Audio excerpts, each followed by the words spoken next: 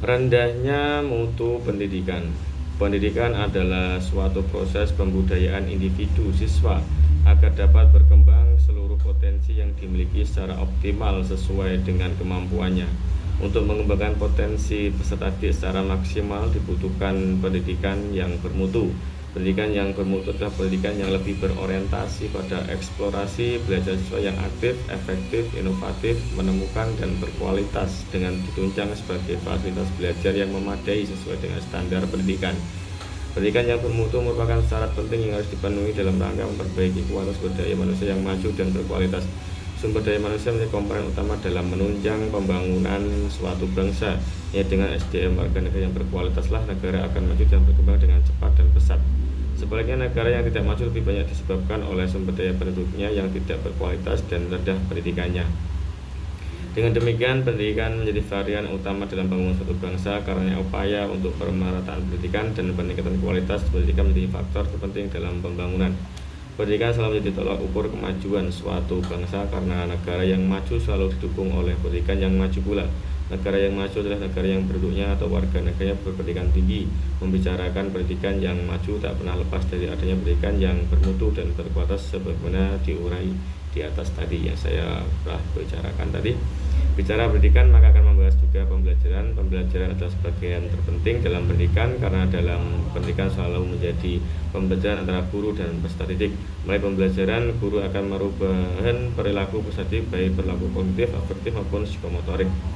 Pembelajaran yang berkualitas akan berdampak pada meningkatnya hasil belajar siswa yang maksimal. Keberhasilan siswa dalam belajar ditentukan oleh beberapa faktor baik dalam diri maupun dari luar diri anak. Faktor dari dalam diri yaitu berkaitan dengan motivasi, intelijensi, persepsi, keyakinan diri, dan sebagainya.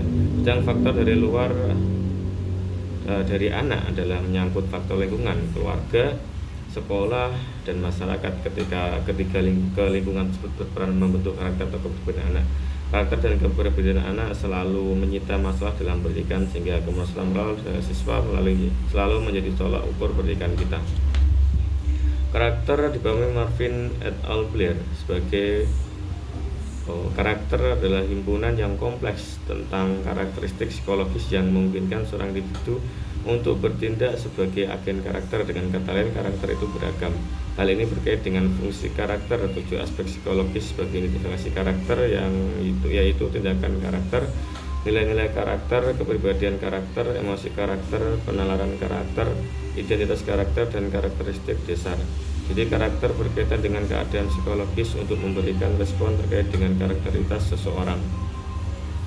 Pendidikan bertujuan untuk membentuk karakter yang baik pada peserta didik yang menyangkut unsur nilai-nilai karakter, tindakan karakter, kepribadian karakter, emosi karakter, pengenalan karakter, identitas karakter, dan karakteristik dasar dalam memberikan respon terkait dengan karakteristikas seseorang yang harus dimiliki siswa dan kemudian mampu menerapkannya dalam kehidupan sehari-hari. Pendidikan dikatakan tidak berkualitas bukan karena masalah kognitif siswa, namun lebih banyak diukur dari seberapa banyak siswa mengadopsi perilaku yang bermoral. Seberapa baiknya praktik pendidikan bila belum menyentuh tanah afeksi ini maka dikatakan pendidikan belum berhasil. Kelemahan pendidikan kita sebenarnya lebih banyak ditengarai oleh kualitas pembelajaran yang kerdil dari pembinaan dan penanaman afeksi pada siswa. Dalam pembelajaran, guru lebih banyak mengedepankan terjadinya perubahan kognitif belaka untuk mencapai sukses dalam ujian nasional. Karena jika ujian nasional tidak lulus, seluruhnya sekolah akan menjadi kambing hitam pertama yang disalahkan oleh orang tua atau masyarakat. Rendahnya pendidikan ini segera berakhir dan terdapat upaya yang sungguh-sungguh untuk merubah paradigma pendidikan yang lama menuju pendidikan yang lebih maju dan berkualitas. Untuk keberhasilan pendidikan maka dibutuhkan proses pembelajaran yang lebih mengeksplorasi siswa secara individual untuk aktif belajar dan mengembangkan kemampuan yang dimiliki sesuai dengan bakat dan kemampuannya ternyata ditekan dan dihambat. Dengan pembelajaran yang menekankan pada siswa serta pada penyatuan antar berbagai pengetahuan yang dimiliki kemudian dikaitkan dengan sikap dan perilaku yang dibentuk untuk diterapkan dalam kehidupan. Rendahnya mutu pendidikan kita adalah kurangnya penggarapan dalam pembelajaran yang lebih menekankan bagaimana agar siswa itu menjalankan tugas-tugas akademiknya dengan sukses mencapai hasil belajar yang bersifat akademik serta mampu menerapkan hasil belajar atau ilmu pengetahuan yang dipelajari menjadi kebudayaan dan perilaku yang baik. Dengan demikian lama-kelamaan siswa banyak belajar ilmu maka secara otomatis akan semakin baik perilakunya. Ibarat bahasa Jawa, siswa itu ibarat padi semakin tua semakin merunduk. Dalam bahasa yang semakin orang itu pandai maka semakin seorang itu santun dan berbudi.